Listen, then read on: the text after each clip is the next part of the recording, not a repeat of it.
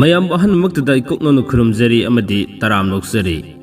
ꯄꯤꯀꯦ channel ꯄꯣꯊꯥꯃꯤꯟꯅꯁꯤ ꯈꯪꯃꯤꯟꯅꯁꯤ channel ꯑꯁꯤꯅ ꯆꯌꯣꯜ ꯈꯨꯗꯤꯡꯒꯤ ꯂꯦꯞꯄ ꯅꯥꯏꯗꯅ ꯅꯣꯡꯃꯥꯏꯖꯤꯡ ꯅꯨꯃꯤꯠ ꯈꯨꯗꯤꯡꯒꯤ ꯊꯝꯖꯔꯤꯕ ꯆꯌꯣꯜꯒꯤ ꯔꯥꯁꯤꯐꯣꯜ ꯉꯁꯤꯁꯨ ꯃꯤꯌꯥꯝꯒꯤꯗꯃꯛꯇ ꯈꯨꯗꯣꯜ ꯇꯝꯖꯅꯕꯒꯤꯗꯃꯛ ꯄꯨꯗꯨꯅ ꯂꯥꯛꯆꯔꯤ ꯉꯁꯤ ꯑꯣꯛꯇꯣꯕꯔꯒꯤ ꯇꯥꯡ 13 ꯅꯨꯃꯤꯠ ꯑꯁꯤꯗꯒꯤꯅ ꯂꯥꯛꯀꯗꯧꯔꯤꯕ ꯑꯣꯛꯇꯣꯕꯔꯒꯤ ꯇꯥꯡ 12 ꯐꯥꯎꯕꯒꯤ ꯑꯣꯏꯕ ꯆꯌꯣꯜ ꯑꯁꯤꯒꯤ ꯔꯥꯁꯤꯐꯣꯜ ꯈꯨꯗꯣꯜ ꯇꯝꯖꯒꯦ ngasi sayolgi rasifol asisu mahusagumna tangkak ani thokna thamjabagi mawong matau adumak thamjage loina na mes rasifol dagi haujari haraga mathang manaw naina adumak khutol tamjaraga aroibada minna rasifol khutol tamjaraga losinjagadabani sayolgi rasifol khudimak sida tangkak ani thokna thamjabagi manungsanna ngasi gi tangkakta tang 13 tagina tang 19 fawbagi ama aduga lemhoriba tang 18 dagina tang 22 fawbagi ama thamjaraba matungda rasifol khudimakta haksangi chayol sida kari foleri mahi masingi kari foleri amadi maruina pakhang lesabe singina kari foleri habado khudol tamjaraga losinjage khudol tamjage ngasi gi thamjariba october gi tang 13 dagina lakadariba october gi tang 22 fawbagi oiba chayol sigi rasifol khudol tamjage miyeng taminasi Hayen begini dana. Hayen lamta sajibu kale inga inge thawa langun mera. Muku ke the ne. Muku ke the kare. Alo kano di sigi sumaina khomje laga chak chabe mumdi yadari bako. Ina yarani sumaina sabji se sumaina sigi dum hana ngambe ina sabji hapa ngambe yenguni sai ngamdi sigi. Amuk ngamudere handa ngamamagana aina operation tawbi exercise tawdo aduna singamamde ba khamba adai nam sidak sawa aina exercise tawbi sara jo tawbi amate namasu sang ado ithanda ngamba kai di ithanda tawje ba huji ithanda yada ba taja siyamna chumma sai ngamjabadi sana ngamjabadi ai sumaina long ni paga khut sumaina taga ningdu yi sai thakapdi tawba adu tawwe ba aina kungulla adai khong si ju sumaina konjalaga tingjindo thakapase adu kun tawwe si se sai je hai ram bane ba hiti bangna hai dare ba khotpa matanda sumaina si hai do ko mo nyawdena khongje mo nyawdena lo khagong ni hipaga wangna thakalaga tawse kun tawwe ba ina hawtinida ayukta aduga sumaina nakalama sumaina nakalama khaido ko de ka pa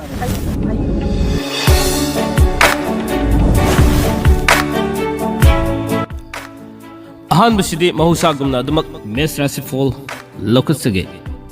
mes rasifol gi oina ahan matangkakta tang 13 tagina tang 19 fawgi manungda panduna lerakpu sel lan fangani famdi khongani wano mamai fakani min sanbigani lamda satpa kaide aduga lemhoriba tang 18 dagina tang 22 fawgi manungda imung manung semgat sagat pangamlagani mari mata thonglagani karbar toba kanagani haksangi oinadi kaide mahigi oinadi phai aduga pakhang le sabi singi oinadi haina singnagani ani subudal khudol tamjage bres rasifol gi oina tang 13 dagina tang 19 fawbagi manungda pamdaba marup unagani mathau chingani thodok yamgani subunoma kanaba kharwatgani wanomba wahi nungsiraga tokani lamda chatpa kaide tang 18 dagina tang 22 fawbagi manungda lau singogi thabakta chaukhatli sayengi karbarada sel mangi pungi sei toba kanagani haksangi oinadi kaide mahigi oinasu kaide pakangle sabisingi oinadi haina singnagani mithun rasifol gi oina tang 13 dagina tang 19 fawbagi manungda anubu marup fangani lamda chatpa kaide wanomba sakri khara thangani pungi sei toba kanagani imung manung semjin sajali aduga tang 18 dagina 22 fawbagi manungda sana khonabagi thabakta mingchat fangani thika toba kanagani wahai nuksigani mari mata thunglagani haksangi oinadi akaiba leite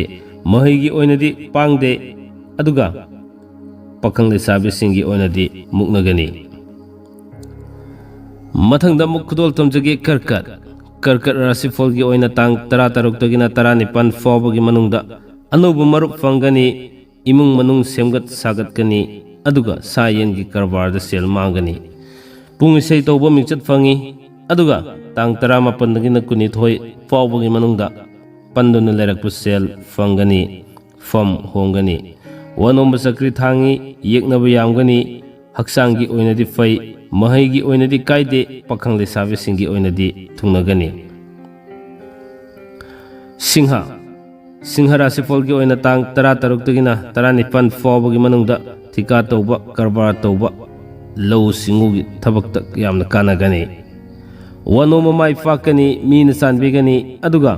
tang 18 dagina kunithoi fawbagi manungda lamda satpa kaide fam hongdo hongjin khara leigani Laikai ki thabak tu sumatam khara mangani haksangi oinadi kaide mahaigi oinadi kaide pakhang le sabe singi oinadi thungnagani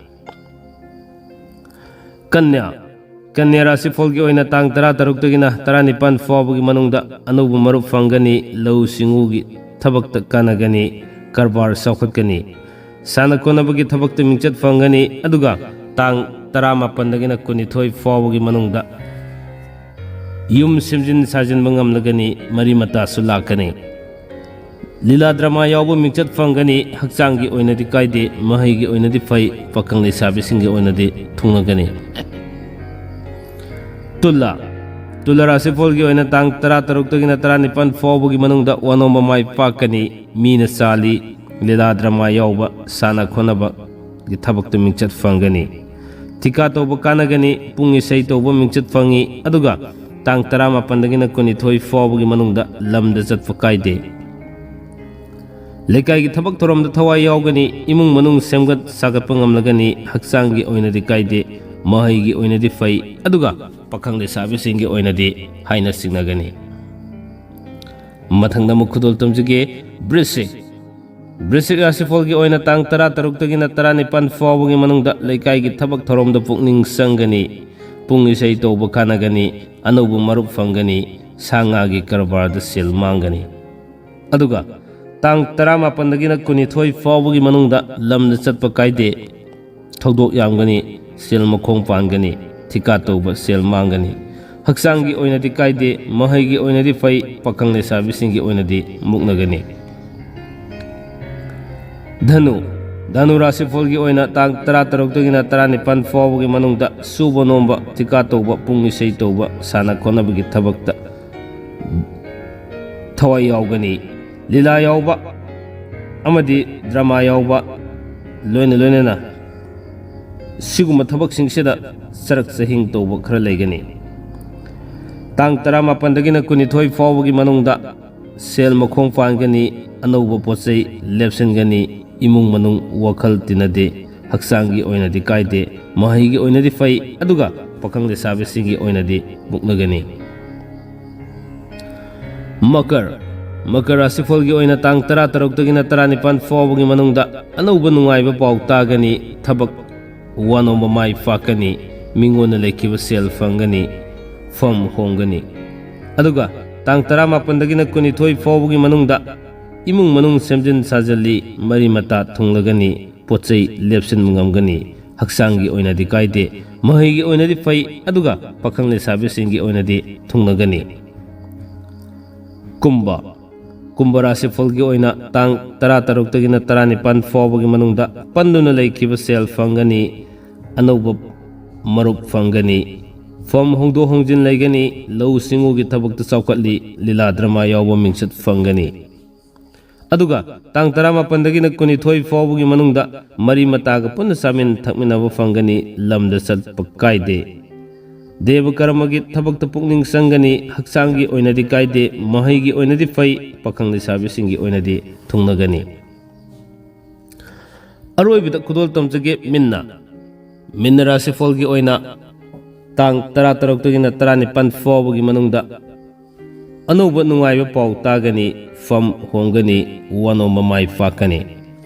marup yamgani imung manung semgat sagatpa ngamlagani aduga tang 18 dagina kunithoi fawbagi manungda sasangi karbarda sel mangani lottery yawba kanagani mari mata yumda laklagani aduga haksangi oinadi kaide mahaigi oinadi pangde pakhang le sabe singi oinadi muknagani assume ngasi thamjari ba sayol gi rasi fol si matang aswai da tension janabagi tanja do adum lojage miyam ne loi fawu tabi ba amadi miyeng tabi ba loina loina na isa isa gi apam comment phudok pirak pagi damak ngamkhai lete na thaga sawa phudok sari haba wafam ni thamjaraga punamakpu amukusona kaina na bya thang ni jage pinabirasi kanglai pakna yai fare